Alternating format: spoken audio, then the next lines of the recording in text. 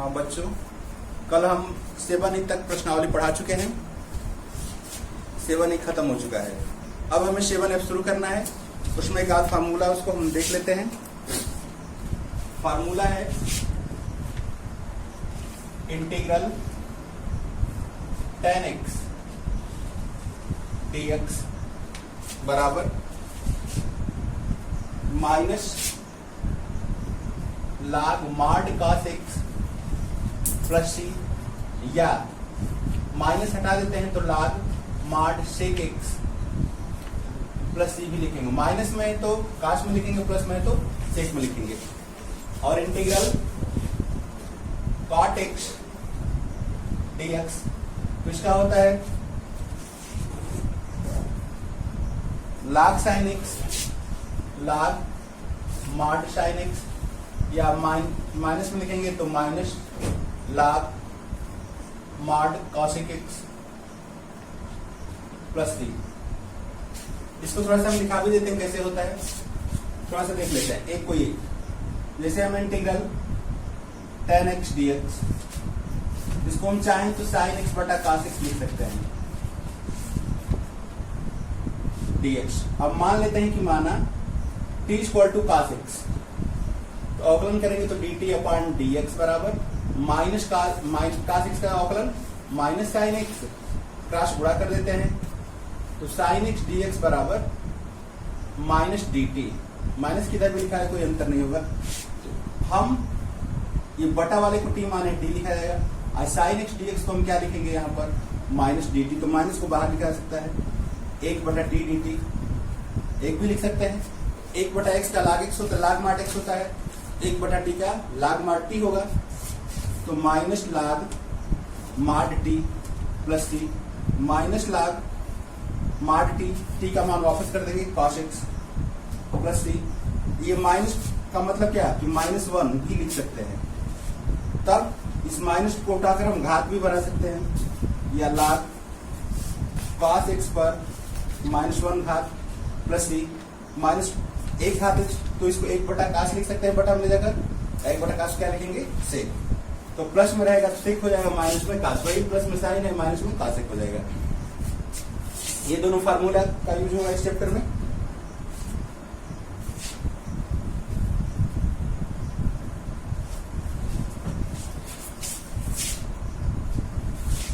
तो अगला चैप्टर हम 7F शुरू करते हैं। 7F पहला क्वेश्चन है 2x पर n इंटीग्रल 2x पर n अपान dx x पर n प्लस 3 x पर n प्लस 3।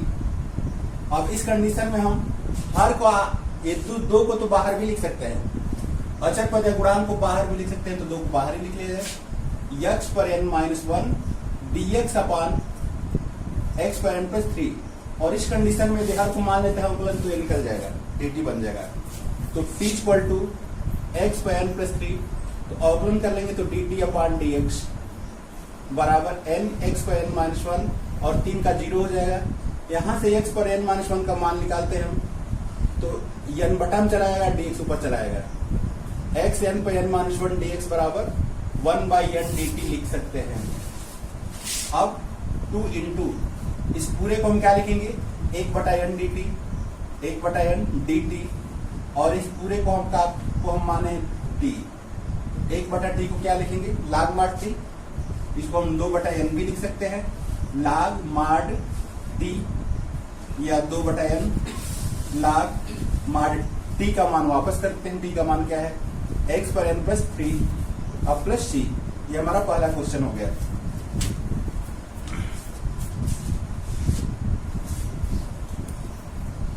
क्वेश्चन इसका इसी का बी वाला लिख लेते हैं, इसी का बी वाला।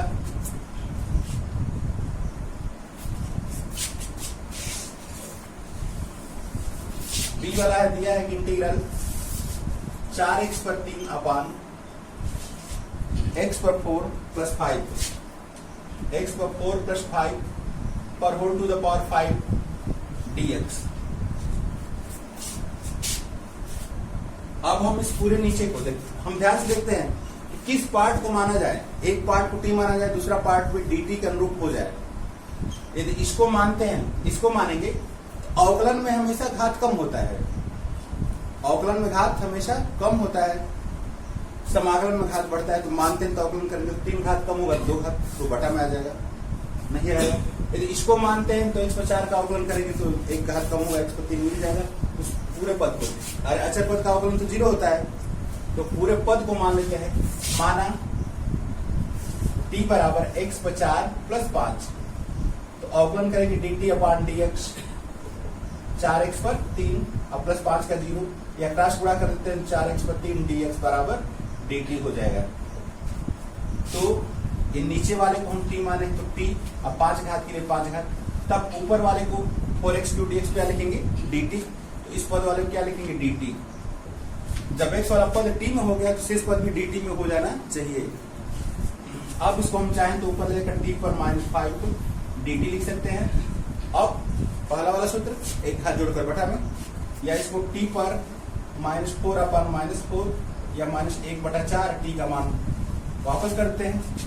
t का मान क्या है, x/4 + 5 पर -4 घात चाहे बटा मिलाकर हम प्लस कर सकते हैं। ये हमारा आंसर हो जाएगा।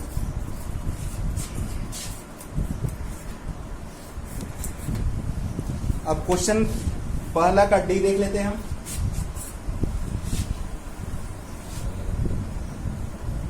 पहला का डी,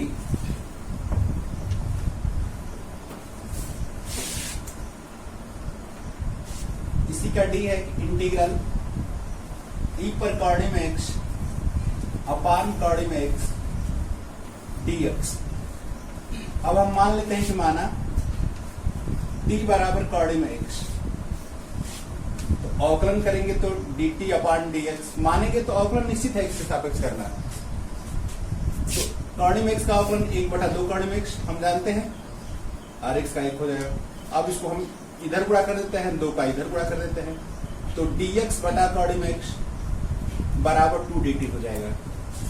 तो अब हम देखते हैं कि e पर इसको हम क्या माने t, तब dx बटा कॉर्डिम x को हम क्या लिखेंगे 2 dt। तो 2 को बाहर भी लिख सकते हैं, dt के वलंता लिखा जाए, गुणांक को बाहर लिख देते हैं। तो e पर t का समाकलन एक पर t, तो 2e पर t, और t का मान वापस करते हैं। t का मान हम क्या माने कॉर्डिम x + c।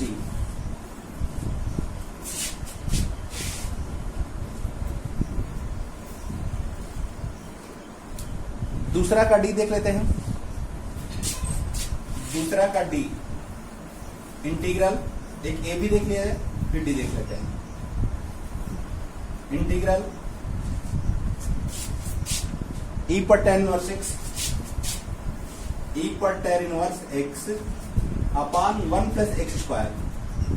यदि हमें अवकलन का फार्मूला पता है तो मान सकते हैं क्या मानना है, क्योंकि 1 + x² को मानेंगे तो अवकलन tan इनवर्स नहीं आएगा, लेकिन tan इनवर्स को मान लेंगे तो अवकलन में ये आ जाएगा। जैसे जैसे हम आगे हल करते जाएंगे हमको पता चला क्या मानना है। तो मान लेते हैं कि माना t बराबर tan इनवर्स x, तो अवकलन करेंगे तो dt/dx बराबर 1/1 + x² अवकलन, dx को ऊपर गुणा कर देते हैं, तो dx/1 + x² बराबर क्या हो जाएगा dt। तो e पर इस पूरे को tan इनवर्स को t माना गया है, तब dx/1 + x² को हम क्या लिखेंगे dt, और e पर t dt माने e पर t का समाकलन e पर t, और t का मान वापस करते हैं, तो e पर t का मान क्या है tan इनवर्स x + c। दूसरा का एक और देख लेते हैं डी, इसी दूसरा का डी देख लेते हैं।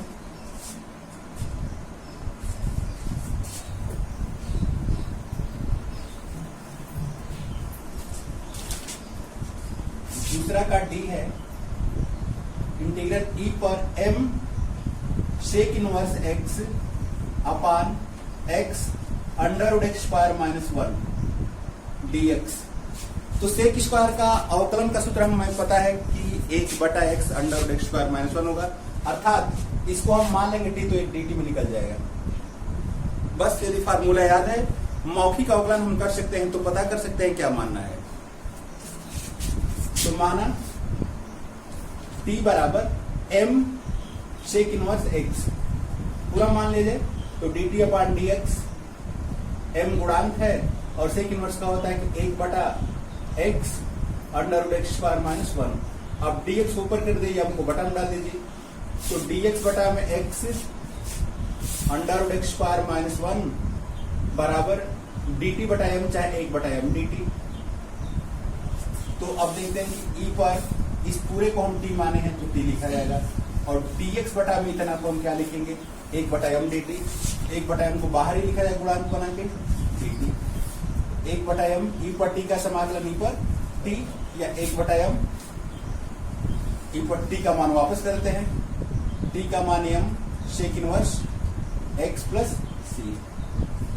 ये हमारा आंसर हो गया। क्वेश्चन नंबर तीसरा का देख लेते हैं।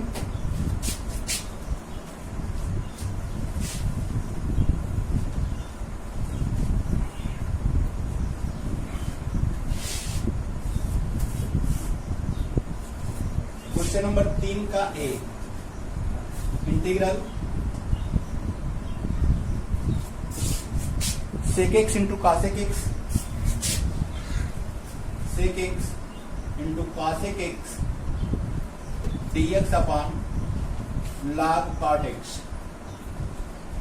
तो हम मान लेते हैं कि माना t बराबर log cot x, log cot x का अवकलन करेंगे तो इतना आ जाएगा sec x cos x dx। देखते हैं dt अपान dx, log का अवकलन क्या होता है 1/काट, 1 उसके आगे वाली संख्या 1/काट हो जाएगा, और काट x का क्या होगा minus cosec square x, cosec square x dt upon dx।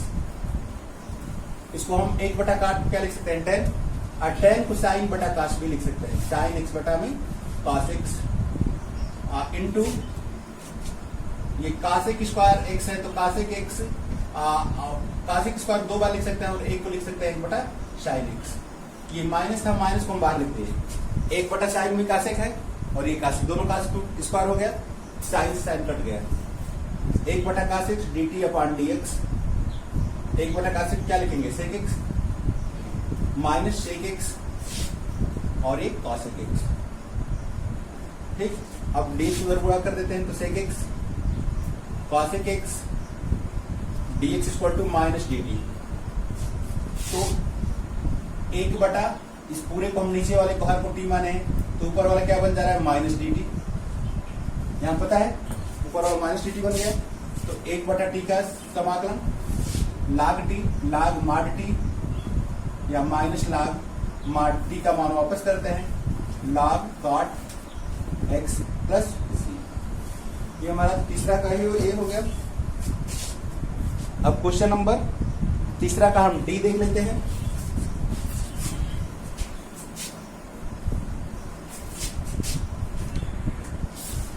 Question number तीसरा का डी,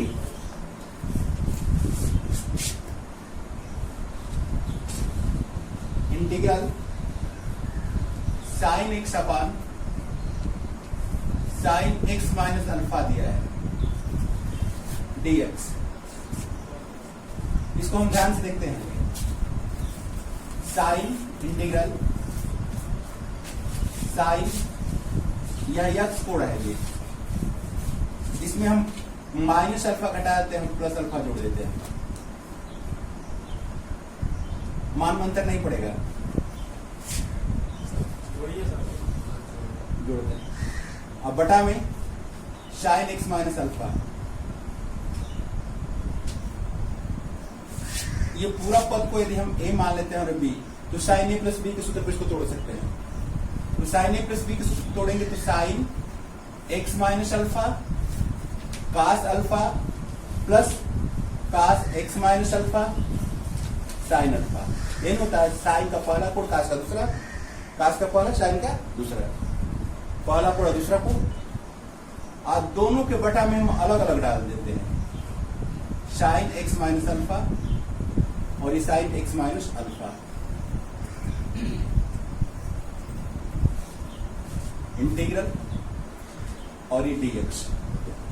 ये कट जाएगा, तो इसको हम लिखते हैं कि इंटीग्रल cos अल्फा और ये प्लस साइन अल्फा और cos बटा साइन क्या लिख सकते हैं, cot alpha, cot x minus alpha, sine alpha cot x minus alpha dx।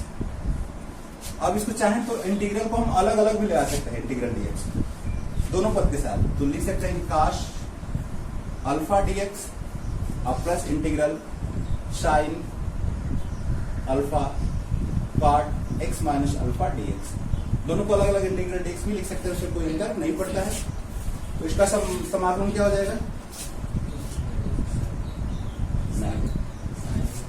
x के सापेक्ष अवकलन करते हैं तो x के सापेक्ष x के अलावा दूसरी राशि तो गुणांक बनाकर बाहर निकाल देते हैं, ठीक है। तो cos अल्फा गुणांक बन के बाहर हो जाएगा, तो यहाँ पर क्या बचेगा 1 dx और यहाँ पर साइन अल्फा गुणांक बन के बाहर आ जाएगा, केवल x वाला पद ही रहेगा cot x minus alpha dx। तब 1 का समाकलन x, इसको लिख सकते हैं कि x cos अल्फा, x बाहर लिख दिया और cot x का log sin x,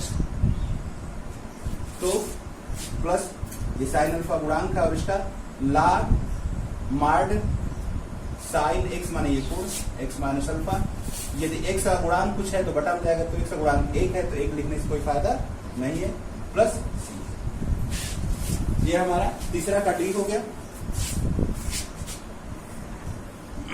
आगे क्वेश्चन नंबर 4 देख लेते हैं हम। क्वेश्चन नंबर 4 है इंटीग्रल e पर 2x माइनस 1 अपान e पर 2x प्लस 1 dx। ध्यान से देखते हैं हम, इसमें अंश और हर दोनों में से e पर 2x कॉमन लेते हैं। यहां पर e पर 2x कॉमन लेंगे तो क्या बचेगा, 1 बचेगा और इसके बटा में चला जाएगा 1 बटा e पर 2x। नीचे से भी e पर 2x कॉमन लेते हैं तो यहां पर 1 बचेगा और यहां पर 1 बटा e पर 2x। कॉमन का मतलब सीधा सीधा भाग होता है e पर 2x। तो चाहे तो हम इसको लिख सकते हैं कि 1 माइनस e पर ऊपर ले जाएगा माइनस 2x, इसको लिख सकते हैं और नीचे 1 प्लस e पर माइनस 2x, ये दोनों को अब ऊपर ले गए हैं। अब मान लेते हैं कि माना t बराबर, यदि नीचे वालों को मान लेते हैं तो ऊपर वाला dt में आ जाएगा। तो ऊपर वाला पूरा तो नहीं, इसको अलग अलग किया जाता है। इंटीग्रल,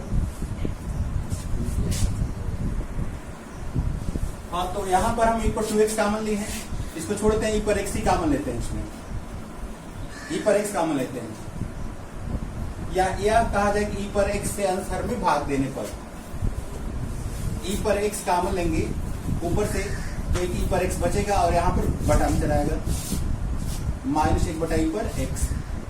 नीचे भी e पर x ही कॉमन लिया जाए तो e पर x प्लस 1 बाई e पर x dx।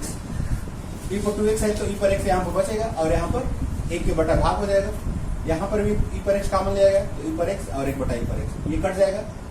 इसको हम चाहें तो इस तरह लिख सकते हैं e पर x ऊपर वाले को और माइनस ऊपर ले जाएंगे तो e पर माइनस x हो जाएगा, नीचे e पर x इसको भी ऊपर ले जाते हैं तो e पर माइनस x dx। अब t बराबर मान लेते हैं e पर x अब प्लस e पर माइनस x, तो dt अपान dx e पर x का अवकलन e पर x प्लस e पर माइनस x का e पर माइनस x, अब माइनस x का करते हैं तो माइनस 1, ये माइनस हो जाएगा बस। अब क्रॉस गुणा कर देते हैं e पर x माइनस e पर minus x dx equal to क्या हो गया dt। इस ऊपर वाले को हम क्या लिखेंगे dt है, नीचे वाले को t, नीचे को हम t माने हैं और ऊपर वाले को dt। 1 बटा t का क्या होगा log t, log माड t या log t का मान वापस करते हैं e पर x और प्लस e पर माइनस x प्लस c। ये हमारा क्वेश्चन नंबर 4 हो गया। तो क्वेश्चन 4 तक हो गया, इसके आगे आप लोग हल करेंगे, फिर अगले दिन देखा जाएगा। कुछ बच्चों ने पूछा था कि सर आप लाइव कब आते हैं, तो लाइव अभी हम लाइव नहीं पढ़ा रहे हैं। उसके लिए 1000 सब्सक्राइबर चाहिए। तो सब्सक्राइबर की चैनल अभी उतनी नहीं हुई है, 300 के आसपास लगभग है। तो आप लोग चैनल को सब्सक्राइब कीजिए, संख्या हो जाएगी तो हम लाइव भी पढ़ाने का प्रयास करेंगे। अधिक से अधिक आप लोग इसको सब्सक्राइब कीजिए, लाइक कीजिए। संख्या हो जाती है तो हम लाइव भी पढ़ाने का प्रयास करेंगे। फिर से अगला जो पार्ट बचा है उसको अगले दिन हम बताएंगे। तब तक धन्यवाद।